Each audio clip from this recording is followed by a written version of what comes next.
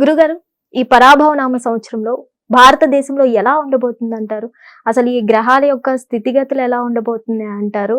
అలాగే ఈ గ్రహాల స్థితిగతుల వల్ల భారతదేశంలో ఎలా ఉండబోతుందంటారు? అలానే మనకి పంచాంగ శ్రవణం ఏదైతే ఉందో ఈ యొక్క పరాభరామ సంవత్సరం మార్చి 19వ తారీఖు 2026 సంవత్సరం ఏర్పడేటువంటి యుగాది.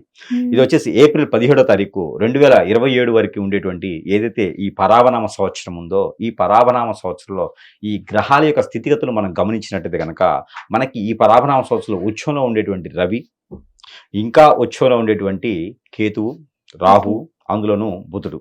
ఈ 4, 5 గ్రహాలు కూడా మంచి ఉచ్చంలో ఏర్పడుతూ ఉన్నాయి. దీనితో పాటు నీచలో ఉన్న గ్రహం శని భగవానుడు, దానితో పాటు గురువు కూడా కొంతమేర మధ్యస్థగా ఉన్నారు, కేతువు, అలానే కుజుడు, వీళ్ళందరూ కూడా నీచలోకి వెళ్ళిపోతున్నారు. చంద్రుడు కూడా పెద్దగా యోగించట్లేదు, నీచలో ఉండిపోతున్నారు.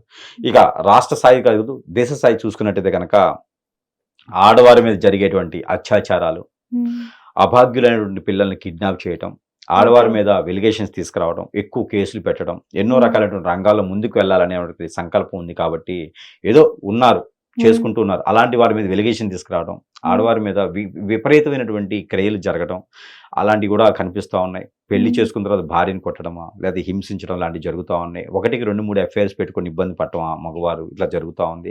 అమ్మాయిలే అబ్బాయిలే ప్రేమించుకునేది పెళ్లి చేసుకునే విధంగా జరుగుతూ ఉంది. పరాభనామ సంవత్సరంలో చాలా విచిత్రమైనవి కూడా మనం గమనించుకుని చూడాల్సి వస్తూ ఉంది. అంటే గురువుగారు, మనం గత సంవత్సరం చూసుకున్నట్లయితే భార్య చేతుల్లో భర్తలు బలవడం జరిగింది కదా, మరి ఈ సంవత్సరం కూడా అదే సాగుతుందంటారా?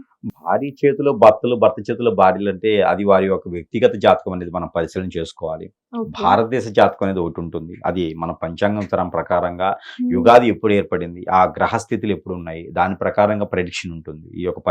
ఇది ఏంటంటే భారతదేశానికి సంబంధించినటువంటి విషయం ఏంటంటే కనుక ఇప్పుడు భారతదేశం మొత్తానికి కలిపి చెప్పేదానికి ఉంటుంది అనమాట. ఈ గ్రహాలు ఉచ్చంలో ఉండటం వలన రాజకీయ వ్యవస్థలో కూడా గుమ్ము దుమ్ముగా ఉండటము, ప్రజల్లో ఎన్నో రకాలైన అనారోగ్య పాలవ్వటము, వైరస్లకి పేరు ప్రఖ్యాత లేకుండా వైరస్లు రావటము, ఒక వైరస్ అని చెప్పేటప్పటికే చాలా నష్టపోవటము, నిర్ధారణ వచ్చేటప్పటికి నష్టపోతుంటారు.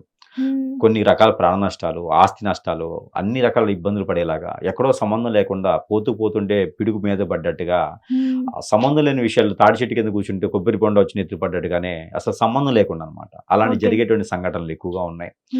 ఒకటైతే భారతదేశానికి బాగుంటుంది, ఒకటైతే భారతదేశానికి పర్వాలేదు అనుకున్న ఒక రంగం ఉంటుంది. అది ఏంటంటే ఈ యొక్క యుగాది తర్వాత పంట భూములు పండించే విధంలో, రైతే రాజు అనే ఒక నినాదంలో పంట భూములు ఎవరైతే పండిస్తారో వారు ఖచ్చితంగా బాగుపడతారు, వారికి ఖచ్చితంగా పేరు ప్రఖ్యాత వస్తుంది. పంట భూమి పండించుకునే వారే భారతదేశంలో ఒక స్థిరంగా ఉండేటువంటి కాలం అయితే ఖచ్చితంగా రానుంది, వస్తుందని కూడా చెప్పొచ్చు. ఎందుకంటే ఆ రంగం ఒకటే బాగుంది. మీరు ఏ పంటన్నా పండివ్వండి, ఆ పంటకి మంచి గిట్టుబాటు ధర వస్తుంది. ఎటువంటి పంట అయినా పర్లేదు. అలా అని చెప్పి గంజాయి పండియకూడదు. గంజాయి కాకుండా తినేటువంటిది, ప్రజలందరికీ అవసరమైనటువంటిది, ఎటువంటి పంట పండించినా కూడా ఖచ్చితంగా గిట్టుబాటు ధరలు వస్తాయి. ఖచ్చితంగా దాని నుంచి మంచి స్థానానికి వెళ్ళేటువంటి అవకాశం ఉంది. రైతే రాజు అనే భారతదేశంలో ఉండేటువంటి పేరు ఏదైతే ఉందో ఆ పేరుకి నిదర్శనంగా ఈ సంవత్సరం పరాభవన సంవత్సరం ఉండబోతుంది.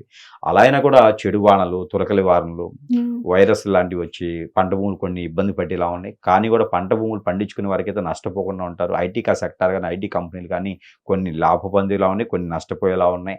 ఈ కన్స్ట్రక్షన్ రంగం కొంతమేర ఇబ్బంది పడేలా ఉంది. రియల్ ఎస్టేట్ రంగం కొంచెం మళ్ళీ పుంజుకునేలా ఉంది. దేశం మొత్తంలో రేట్లు స్థిరంగా ఉండబోతున్నాయి. ఇక బంగారం సిల్వర్ వచ్చేటికి బంగారం పెద్దగా దాని మీద వ్యాసనం పెట్టుకునే అవసరం లేదు. ఎందుకంటే శని నీచంలో ఉన్నాడు, శుక్రుడు ఉచ్చంలో ఉన్న శని నీచంలో ఉన్నాడు కాబట్టి బంగారం ధరలు స్థిరంగానే ఉంటాయి. అంత పెద్దగా అయ్యేసి ₹1,00,00,000 వెళ్ళేలాగితే ఏమి ఉండదు. ఉన్నటువంటి రేట్లే కొంచెం అటు ఇటుగా అవుతుంటే స్థిరంగా ఉంటాయి. సిల్వర్ కూడా కొంచెం స్థిరంగా ఉన్నప్పటికీ ఉన్న దాని మీద కొంచెం ఎక్కువ రేటు ఉండేలా ఉంది కాబట్టి ఎవరైనా ఇన్వెస్ట్ చేయాలనుకుంటే సిల్వర్ మీద చేసుకోవచ్చు. అలానే దీని మీద ఇన్వెస్ట్ చేసుకోవాలి, డబ్బులు నేను దగ్గర పెట్టుకోవాలనుకుంటే కనుక భూమి మీద పెట్టుబడి పెట్టుకోవచ్చు, పంట భూమి మీద పెట్టుబడి పెట్టుకోవచ్చు, ఎక్స్పోర్ట్ ఇంపోర్ట్ రంగాల మీద పెట్టుబడి పెట్టుకోవచ్చు, ట్రావెల్స్ రంగాల మీద పెట్టుబడి పెట్టుకోవచ్చు. అలానే ఫైర్ యాక్సిడెంట్లు ఎక్కువగా అయ్యేటట్టు ఉన్నాయి కాబట్టి అది కూడా కొంచెం చూసుకోవాలి. అంటే ఇన్వెస్టర్స్ గోల్డ్ మీద ఇన్వెస్ట్ చేయొద్దంటారు? గోల్డ్ మీద చేయొద్దండి. గోల్డ్ మీద చేసే ఇన్వెస్ట్మెంట్ అంతా కూడా భూమి మీద చేసుకుంటే చాలా మంచిది. రియల్ ఎస్టేట్, కన్స్ట్రక్షన్ భూమి, పంట భూముల ఏదో ఒకటి దాని మీద చేసుకునేదానికైతే కనుక ఖచ్చితంగా వీరు పలానా దాని మీద చేసేదాన్ని కాకుండా భూమి మీద ఇన్వెస్ట్ చేసుకున్న వారు ఖచ్చితంగా వారు ఎప్పుడు ఇబ్బంది పడరు, బాధపడరు. పార్ట్నర్షిప్ వ్యాపారాలు పెద్దగా పనికిరావు. ఒకరినే పెళ్లి చేసుకుని ఒకరితోనే ఉండే పని అయితే కనుక ఖచ్చితంగా వారికి స్థిరస్థాయిగా ఉండేటువంటి గుర్తింపు కూడా లభ్యపడుతూ ఉంది. కొత్త కొత్త రంగాలు ముందుకు రాబోతున్నాయి. ఆ కొత్త కొత్త రంగాల్లో కూడా స్త్రీలే ముందడుగు వేసేలా ఉన్నారు. రైతే రాజుని కాకుండా కూడా స్త్రీలు కూడా ఆ హస్తం కూడా మన భారతదేశానికి ముఖ్యమైనటువంటి ఘట్టమే. ముఖ్యమైనటువంటిది ఏంటంటే పెద్ద పెద్ద నాయకులు, దేశాన్ని పాలించే పెద్ద నాయకులు అందరికీ కూడా కొంతమేర అనారోగ్య సమస్యలు వచ్చేలా కనిపిస్తున్నాయి. కాబట్టి వారు కొంచెం ప్రికాషన్స్ తీసుకోవాలి. ప్రతినిత్యం కూడా మన పక్కన ఎవరున్నారు, మనకి ఎవరు ఫుడ్ పెడుతున్నారు, జాగ్రత్తగా ఉండాలి. మళ్ళీ వాళ్ళ క్యాడర్లోనే ఇబ్బందులు పడేటువంటి అవకాశం, వాళ్ళ క్యాడర్ నుంచి వారికి ఇబ్బంది కలిగేటువంటి అవకాశం అయితే ఖచ్చితంగా కనిపిస్తూ ఉంది. ఇందిరాగాంధీ స్థాయిలో ఏదైతే జరిగిందో, ఇందిరాగాంధీని ఎట్లయితే ఇబ్బంది పెట్టినారో అదే రకంగా ఇప్పుడు ఉండే నాయకులు కూడా ఇబ్బంది కలగబోతుంది. కొంచెం నాయకులు జాగ్రత్తగా 4 కళ్ళతో ఉండాలి. 3 కళ్ళు కాదు, 4 కళ్ళతో ఉంటేనే అలాంటి గండాల నుంచి బయటపడేది ఒకటి కనిపిస్తూ ఉంది. ఇక భారతదేశంలో వచ్చేటప్పటికి పరాభనామ సంవత్సరంలో ఒక రకంగా చెప్పాలంటే కనుక పోయిన సంవత్సరం కన్నా కూడా కొంచెం ఇబ్బందులు అయితే తప్పు అనేలాగా ఉన్నది. తొందరపాటు నిర్ణయాల వల్ల చాలా మంది ముచ్చివాద పడేలా కనిపిస్తుంది. అది కూడా కొంత తొందరపాటు నిర్ణయాలు పడకూడదు. ఇక రిలేషన్షిప్ లో కానివ్వండి, వ్యవస్థలో అంటే భారతదేశంలో ఉండేటువంటిది ఏంటంటే కనుక బంధాలకి బాంధవ్యాలకి విలువలు ఎక్కువ ఉంటాయి. అవన్నీ కూడా తగ్గిపోయేలా కనిపిస్తా ఉన్నాయి. పిల్లలకి పెద్దలకి ఎవరికైనా అసలు నచ్చ చెప్పుకోవాలి, పిల్లల్ని కాపాడుకుంటూ ఉండాలి, లేకపోతే చేతికి చెప్పుకుండా పోతూ ఉంటారు. ఎన్నో మనకు తెలియనటువంటి శక్తులు మన వెంట తిరుగుతూ ఉన్నాయి. కాబట్టి కొంచెం జాగ్రత్తగా ఉండాలి. భారతదేశంలో ఉండేటువంటి ప్రతి యువకుడు, ప్రతి యువతి కూడా కొంచెం తనకి తానుగా కాన్షియస్లో జాగ్రత్తగా ఉంటే మాత్రమే ఈ పరాభనామ సంవత్సరం నుంచి బయటపడేదానికైతే ఉంటుంది. కాబట్టి ఇది పద్మవ్యూహం లాంటి పరాభనామ సంవత్సరం అంటే, ఒకటి మానవ గ్రహాన్ని నమ్మకూడదు, ఎదుటి వ్యక్తిని నమ్మకూడదు, ఎవరిని నమ్మకూడదు, మనకు సంబంధించిన పర్సనల్ విషయాలు ఎవరికి షేర్ చేయకూడదు, ఎవరికి వారు జాగ్రత్తగా ఉండాలి. ఇలాంటి జాగ్రత్తలు తీసుకుంటేనే పరాభనామ సంవత్సరం చాలా బాగుంటాం. ఎవరికి అప్పు ఇవ్వకూడదు, అప్పు తీసుకోకూడదు. ఒకళ్ళు ఒక వ్యాపారమే చేయాలి, లేదా ఒక బిజినెస్ చేయాలి, లేకపోతే ఒక జాబ్ చేయాలి. పార్ట్నర్షిప్ వ్యాపారాలు చేయకూడదు. ఒకరిని పెళ్లి చేసుకోవాలి, ఒకరితో పెళ్లి చేసుకునే వాళ్ళతోనే ఉండాలి. ఇలాంటి మనస్ఫూర్తిగా చేసుకుంటే ఖచ్చితంగా పరాభనామ సంవత్సరంలో అన్ని రకాల రంగాల్లో కొంచెం మేర బాగానే ఉంటుంది. ముఖ్యమైనటువంటి రంగం ఏంటంటే కనుక రాజకీయ రంగం, సినీ రంగం, ఈ రెండు కూడా బాగానే ఉంటాయి పరాభనామ సంవత్సరంలో. నిత్యావసర వస్తువులు కూడా రేట్లు కొంచెం పెరిగేలా ఉన్నాయి. అలానే ఈ పరాభనామ సంవత్సరంలో పంట భూములు పండించేటువంటి రైతులుగా ఉండే వారికి చాలా అద్భుతంగా ఉంటుంది. ఆ రంగం అయితే మాత్రం నేను గ్రీన్ సిగ్నేచర్ చేసి స్టాంప్ వేసి. మీడియా రంగానికి ఎలా ఉండబోతుంది? పర్వాలేదండి, బాగానే ఉంటుంది. కానీ వెలిగేషన్స్ కొన్ని తప్పదు. మీడియా రంగంలో చాలా వరకు పర్వాలేదు. మీడియా రంగం వాళ్ళకైతే అద్భుతంగా ఉండాలంటే 2027 అండి. 2027లో మీడియా రంగానికి చాలా అద్భుతంగా ఉంటుంది. అసలు వాళ్లే నాయకులా అనిపిస్తుంది. కానీ 2026 నుంచి 2027 ఏప్రిల్ వరకు కూడా మీడియా రంగం వరకు మధ్యస్థరంగానే ఉంది. అంతా కూడా బాగానే ఉంటుంది. కానీ రైతులుగా ఎవరైనా మారారో భారతదేశంలో వారికి మాత్రం వారికి పాలాభిషేకం చేయొచ్చండి. వారే ఇక్కడ ఉంటారు. ఇక రైతులే ఉంటారు. భారతదేశంలో ఏదైనా వనరు ఉంది, ఏదైనా రంగం ఉంది అంటే కనుక రైతులు. వారు ఏ పంట పండించిన గంజాయి తప్పితే ఏ పంటను పండించవచ్చు. రైతులుగా మాత్రం చాలా అద్భుతమైనటువంటి అవకాశాలు రాబోతున్నాయి. కాబట్టి ప్రతి ఒక్కరు కూడా జాతకం బాలేదా, నక్షత్రం బాలేదా, గుణం బాలేదా, తత్వం బాలేదా, ఇవన్నీ ఆలోచించొద్దు. దశ బాలేదా, అంతదశ బాలేదా, యోగిత బాలేదా, అలానే మనకి గోచారం బాలేదా, ఏమి చూడొద్దు. కేవలం రైతుగా ఉండాలి. మీరు ఏ పంటను పండండి, గంజాయి వద్దు.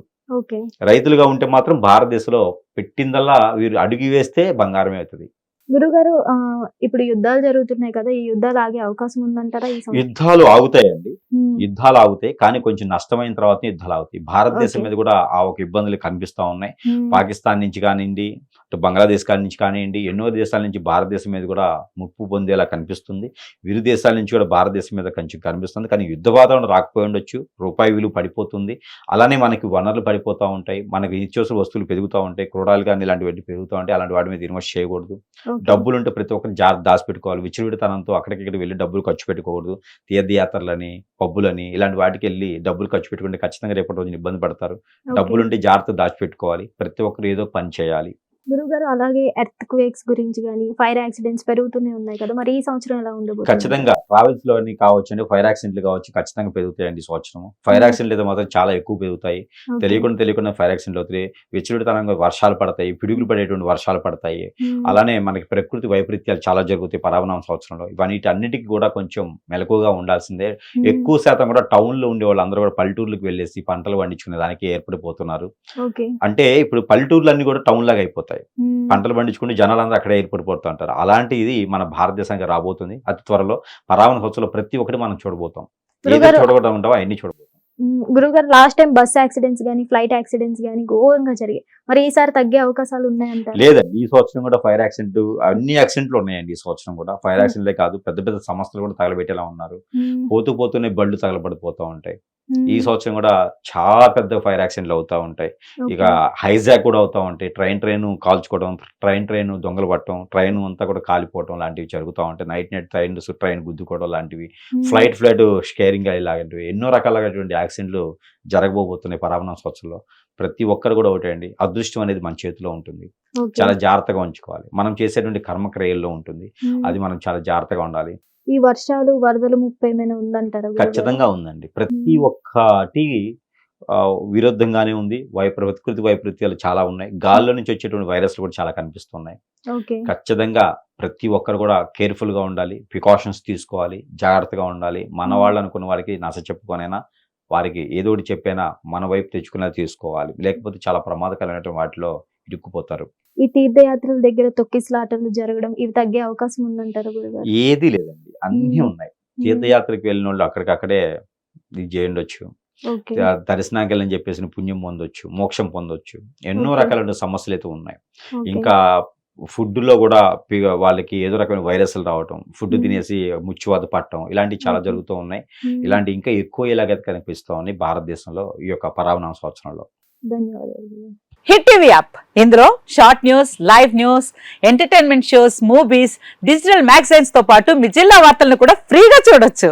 ఇంకెందుకు ఆలస్యం, వెంటనే హిట్ టీవీ యాప్ ని డౌన్లోడ్ చేసుకుని ఫ్రీగా ఎంటర్టైన్మెంట్ పొందండి. Hit TV app. Hit TV app. Please download hit TV app. Hit TV app ని ఫ్రీగా డౌన్లోడ్ చేసుకొని ఎంజాయ్ చేయండి. మీకు నచ్చిన ఎంటర్టైన్మెంట్ కోసం హిట్ టీవీ యాప్ ని ఫ్రీగా డౌన్లోడ్ చేసుకొని ఎంజాయ్ చేయండి. హిట్ టీవీ యాప్ ని డౌన్లోడ్ చేసుకుని ఆస్వాదించండి, ఆశీర్వదించండి. ఇంతమంది సెలబ్రిటీలు హిట్ టీవీ యాప్ ని డౌన్లోడ్ చేసుకోండి అని చెప్తున్నారంటే ఎంత మంచి యాప్ ఆలోచించండి. అమెరికా అమెరికా అమెరికా అమెరికాలో చదవాలనుకునే వాళ్ళకి విశ్వసనీయమైన పేరు మన శౌర్య కన్సల్టెన్సీ. UK లో 1 year masters, UK లో 1 year masters, 2 years work permit up to 5 years visa. Contact Saurya Consultancy. Contact 89851 89851.